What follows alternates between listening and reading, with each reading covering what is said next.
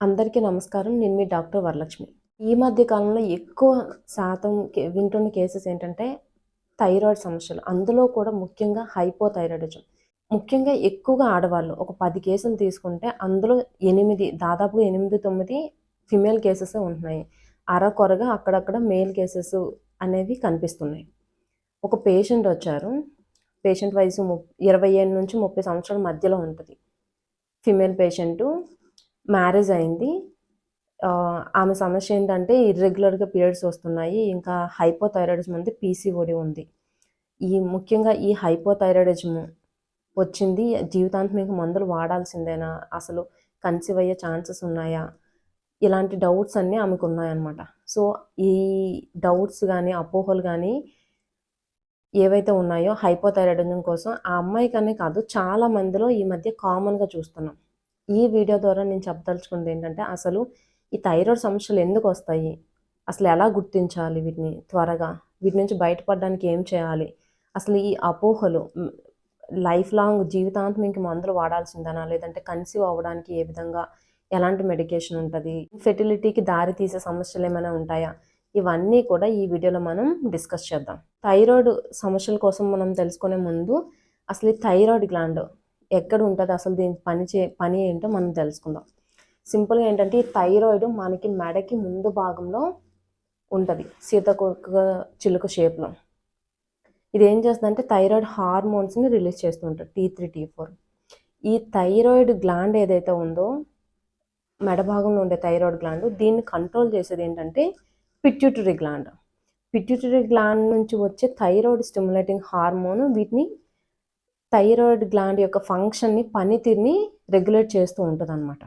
So, మనము ఎప్పుడైనా thyroid సంబంధించిన సమస్యలున్నాయంటే సింపుల్‌గా థైరాయిడ్ ప్రొఫైల్ టెస్ట్ అనేది చేపించుకుంటే అందులో thyroid stimulating hormone T3 and T4 levels కూడా మనకి క్లియర్‌గా తెలుస్తాయి. దాన్ని బట్టి ఈ హైపోథైరాయిడిజమా లేదంటే హైపర్ థైరాయిడిజమా అనేది మనకి తెలుస్తదనమాట.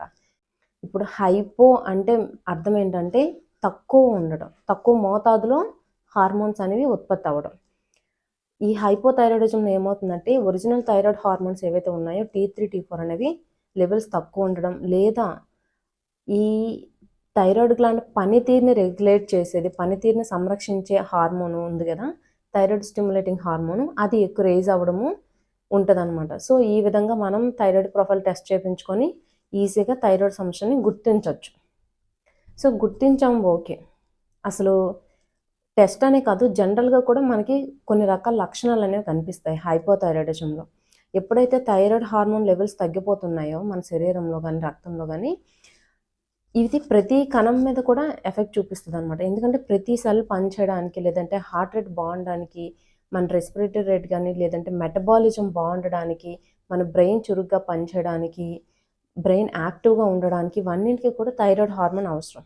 ఎప్పుడైతే ఈ థైరాయిడ్ హార్మోన్ లెవెల్స్ తగ్గుతూ ఉంటాయో, అప్పుడు మనకి తెలియకుండానే లెథర్జీ ఎక్కువ మగతగా అనిపించడం, ఎక్కువసేపు నిద్రపోవాలనిపించడం, నిద్ర అంటే ఎక్కువసేపు నిద్రపోయినా మళ్ళీ నిద్ర లేవడానికి అంత త్వరగా మనసు ఒప్పుకోదనమాట. బద్ధకంగా అనిపిస్తూ ఉండడం, ఇవన్నీ ఉంటాయి. చర్మం పొడిబారడం, జుట్టు ఊరికినే రాలిపోవడం. వాళ్ళేమి తినరు. సరిగ్గా తినకపోయినా కూడా వెయిట్ గెయిన్ అయిపోతూ ఉంటారనమాట. అది కూడా ఒక రకమైన కారణం. ఈ వెయిట్ గెయిన్ వల్ల ఏమవుతుందంటే పీసీఓడి లాంటి సమస్యలు, లేదు అంటే ఫ్యాటీ లివరు ఇలాంటి సమస్యలు, ట్రైగ్లిజరాయిడ్స్ లెవెల్స్ పెరగడం, లిపిడ్ ప్రొఫైల్ కూడా ఒకసారి చేపించుకోవాల్సొస్తది. ఎందుకంటే హైపోథైరాయిడిజం ఉన్న వాళ్ళలో ఏమవుతుందంటే వెయిట్ గెయిన్ అవుతారు. ఎడిపోస్ టిష్యూలో స్టోరేజ్ అనేది పెరిగిపోతదనమాట ఈ కొవ్వు కణాల్లో. దానివల్ల ఈ ట్రైగ్లిజరాయిడ్ లెవెల్స్ అవి కూడా పెరుగుతూ ఉంటాయి. ఇవన్నీ కూడా జుట్టు రాలిపోవడం, ముఖ్యంగా చలిని తట్టుకోలేకపోవడం, ఇవన్నీ కూడా హైపోథైరాయిడిజం ఉన్నప్పుడు మనకు కనిపించే లక్షణాలు. అదే హైపర్ థైరాయిడిజం అయితే కంప్లీట్ డిఫరెంట్‌గా ఉంటది. హార్ట్ రేట్ పెరుగుతూ ఉంటది. బరువు తగ్గిపోతూ ఉంటారు వాళ్ళు. బరువు తగ్గిపోతూ ఉంటారు. తిన్నప్పటికి కూడా బరువు తగ్గిపోతూ ఉంటారు. కంప్లీట్ ఆపోజిట్‌లో ఉంటాయన్నమాట. హైపోథైరాయిడిజంకి ఎలాంటి లక్షణాలు ఉంటాయి, హైపర్ థైరాయిడిజం వచ్చేసరికి వేడిని తట్టుకోలేరు. ఇలా ఈ డిఫరెన్స్‌ని బట్టి ముఖ్యంగా థైరాయిడ్ ప్రొఫైల్‌ని బేస్ చేసుకొని మనము ఈ థైరాయిడ్ సమస్యని గుర్తించొచ్చు. అసలు ఈ థైరాయిడ్ సమస్యలు ముఖ్యంగా హైపోథైరాయిడిజం సమస్యలు ఎందుకొస్తున్నాయి మనకి? ఈ హైపోథైరాయిడిజం సమస్యలు వచ్చేసరికి ముఖ్యంగా అయోడిన్ డెఫిషియన్సీస్ వల్ల రావచ్చు, విటమిన్ డి డెఫిషియన్సీస్ వల్ల రావచ్చు. హషిమోటోస్ థైరాయిడైటిస్ అంటే ఒక రకమైన ఆటో ఇమ్యూన్ డిసీజ్. మన శరీర కణాలే తిరిగి థైరాయిడ్ హార్మోన్ మీద, థైరాయిడ్ గ్లాండ్ మీద ఎగనెస్ట్‌గా పనిచేయడం వల్ల, ఇంకా ఫ్యామిలీలో ఉన్నా కూడా కొంచెం త్వరగా వచ్చే ఛాన్సెస్ ఉంటాయి థైరాయిడ్. కొంతమందిలో ప్రెగ్నెన్సీ టైంలో కొంచెం లో అవుతూ ఉంటది. అది కూడా చెక్ చేసుకోవాల్సి ఉంటది. ఈ రకాల కారణాల వల్ల ఏంటంటే ఈ హైపోథైరాయిడిజం సమస్యలనేవి వస్తూ ఉంటాయి. ఓకే. ఈ హైపోథైరాయిడిజం సమస్యలొచ్చింది. ఓకే. ఎవరికైనా ఫర్ ఎగ్జాంపుల్ ఒక పేషెంట్‌కి ఒక ఒక పర్సన్‌కి హైపోథైరాయిడిజం ప్రాబ్లమ్ ఉంది. ఇప్పుడు ఏం చేయాలి? నేను క్లినికల్‌గా ఎక్స్‌పీరియన్స్ చేసిన దాన్ని బట్టి కొన్ని రకాల అపోహల కోసం డిస్కస్ చేద్దాం. ఏంటంటే ఫస్టు జీవితాంతం మందులు వాడాలా అనే క్వెషన్ చాలా మందికొస్తది. ఏంటంటే థైరాయిడ్ సమస్యలు రాగానే జీవితాంతం మందులు వాడాలి. అలాంటి ఫిక్స్డ్ మైండ్ ఏం పెట్టుకోవద్దు. First be hopeful. ఏంటంటే ఆశాజనకంగానే ఉండండి. అలా ఉన్నప్పుడు ఏమవుతుందంటే ఫర్ ఎగ్జాంపుల్ తీసుకోండి. 100లో ఒక 15-20% కేసెస్ ఏంటంటే మళ్ళీ రివర్సిబుల్ అవుతాయి. ముఖ్యంగా ఈ డెఫిషియన్సీస్ వల్ల ఒకవేళ ఏమైనా వచ్చుంటే. అయోడిన్ డెఫిషియన్సీ లేదంటే విటమిన్ డి3 డెఫిషియన్సీ ఇలా చెప్పామని చెప్పి అయోడిన్ లేదంటే విటమిన్ డి3 సప్లిమెంటరీస్ వాడేయడం కాదు ప్లీజ్ దయచేసి. అవి చాలా సీరియస్‌గా అంటే ఏంటంటే ఆ సప్లిమెంటరీస్ ఎక్కువ ప్రభావాన్ని చూపిస్తాయన్నమాట. సో, అవి వాడేటప్పుడు కూడా ఒక సూపర్విజన్‌లో వాడటం మంచిది. ఈ డెఫిషియన్సీస్ వల్ల ఒకవేళ డిస్టర్బెన్స్ ఏమైనా వచ్చుంటే అది మళ్ళీ రివర్స్ అవుతది. ప్రెగ్నెన్సీలో వచ్చినా కూడా మళ్ళీ రివర్స్ అయ్యే అవకాశం ఉంటది.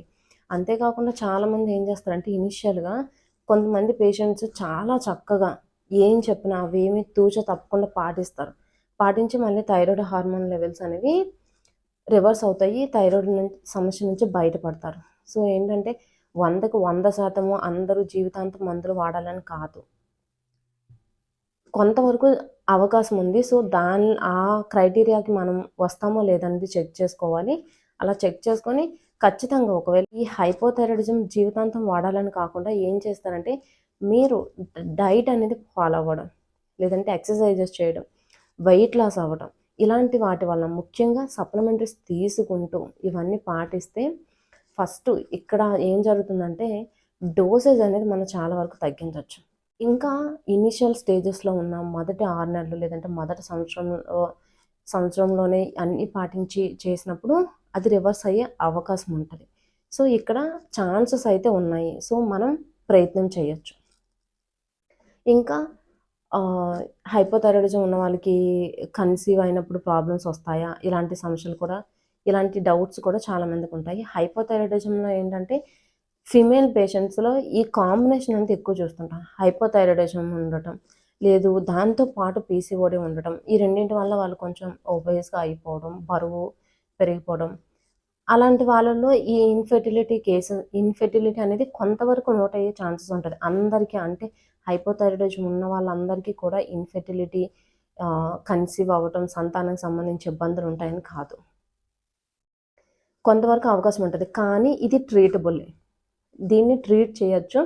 డయాగ్నోస్ చేసి దానికి సంబంధించిన సప్లిమెంటరీస్ తీసుకుంటే కన్సీవ్ అయ్యే ఛాన్సెస్ ఉంటాయి. కన్సీవ్ అయ్యి హ్యాపీగా కిడ్స్ ఉన్న వాళ్ళు కూడా చాలామంది ఉన్నారు. ఈ థైరాయిడ్ సమస్యలు ఉన్నప్పటికీ కూడా. ఇక్కడ మనం చేయాల్సింది ఏంటంటే సమస్య ఏంటి? సమస్య నుంచి బయటపడడానికి మనం ఏం చేయాలి? ఏమేమి డైట్ పాటించాలి? ఎలాంటి ఎక్సర్‌సైజెస్ చేయాలి? ఇవన్నీ కూడా మనకి తెలిసి ఉండాలి. ఈ థైరాయిడ్ సమస్యలతో బాధపడుతున్న వాళ్ళు చాలా మందిలో నేను నోట్ చేసిందేంటంటే, కొంతమంది అవగాహన లేక ఏం చేస్తున్నారంటే, వాళ్ళ కాన్సంట్రేషన్ అంతా కూడా అసలు ఈ థైరాయిడ్ దేనివల్ల వస్తది? లేదంటే థైరాయిడ్ వలన వచ్చే కాంప్లికేషన్స్ ఏంటి? ఇలాంటి వాటి మీద కాన్సంట్రేట్ చేస్తున్నారనమాట. శ్రద్ధ అంతా పెడుతున్నారు. అలా కాకుండా మీకొక సమస్య వచ్చినప్పుడు చాలా క్లియర్‌గా ఓకే. ఒక సమస్య వచ్చింది. హైపోథైరాయిడిజం వచ్చింది. పీసీఓడీ వచ్చింది. ఓకే. దీనికి మనం ఏం చేయాలి? అనేది తెలుసుకుంటే సరిపోతది. తెలుసుకొని దాన్ని ఖచ్చితంగా పాటించాలి.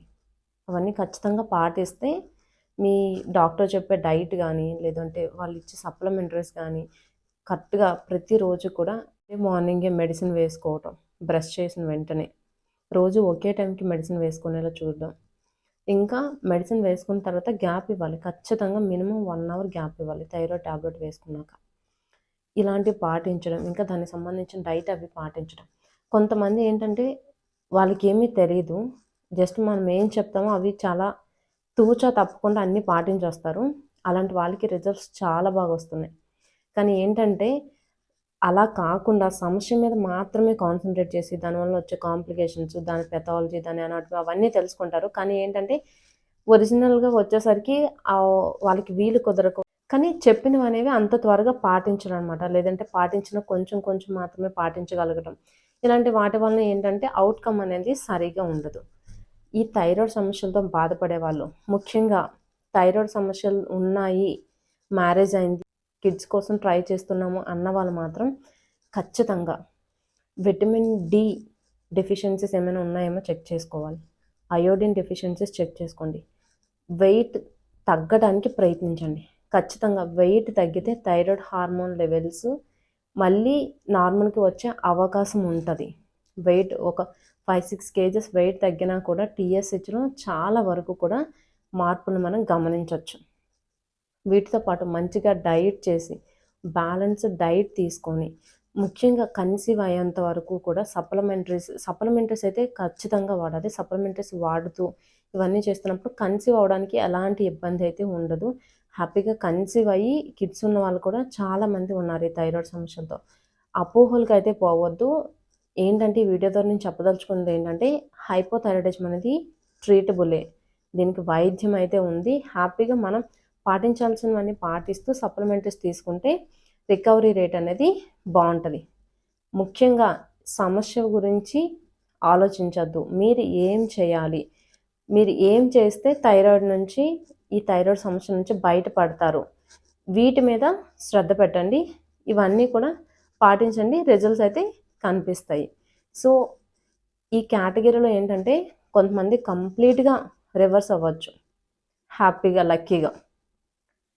రెండో రకం వచ్చేసరికి అట్లీస్ట్ డోసేజ్ అయినా తగ్గించవచ్చు. ఈ థైరాయిడ్ సప్లిమెంటరీస్ ఏవైతే ఉన్నాయో 100 mg వాడుతున్న వారు 80కి రావచ్చు, 60కి రావచ్చు. ఇలా డోసేజ్ అనేది తగ్గించుకుంటూ రావచ్చు. సో మెడిసిన్స్ మీద డిపెండెన్సీ తగ్గుతుంది, రికవరీ రేట్ బాగుంటుంది ఇవన్నీ పాటించినప్పుడు. సో ఈ వీడియో మీకు ఉపయోగపడుతుంది అనుకుంటున్నాను. Thank you for watching. ఒకవేళ ఈ వీడియో నచ్చినట్లయితే లైక్ చేయండి, షేర్ చేయండి, ఇంకా ఛానల్ని సబ్స్క్రైబ్ చేసుకోండి.